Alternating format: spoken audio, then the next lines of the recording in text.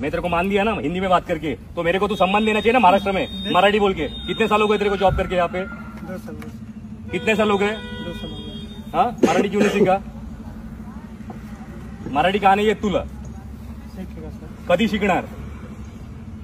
कधी शिकणार मराठी? हा, नाव दाखव जरा। ब्रिजेश कुमार गुप्ता। हा छत्रपतींचे फोटो काढताना हा व्यक्ती कुठे? हा वसई फोर्टला असतो, बरोबर, सिक्युरिटी गार्ड। हा आपल्यासारख्या मराठ्यांना फोटो काढताना थांबवतोय।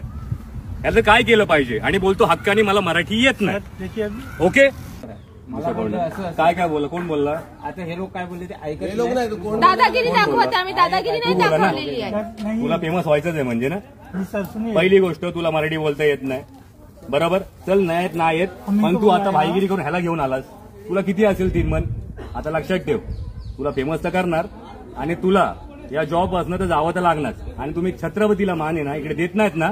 वसई एकुडेही वसई फोर्ट, इथे छत्रपतींचे व्हिडिओ बनले पाहिजे। गड कशी तुटली, कपल काय करतात इथे, कुठचे कपल आपल्या आई बहिणीबरोबर येतात, तर ठीक आहे मानतो मी, पण आलतू फालतू कपल येतात तेव्हा तुमचे डोळे फुटतात काय? फुटतात? छत्रपती कळतो का तुम्हाला? छत्रपती कळतो? थांबवायचं नाही छत्रपतींना। फालतूगिरी करतोय आम्ही? फालतूगिरी करतोय? कपडे घालून काय दारू पितात तिथे मुलं? नहीं सर। नाही ना?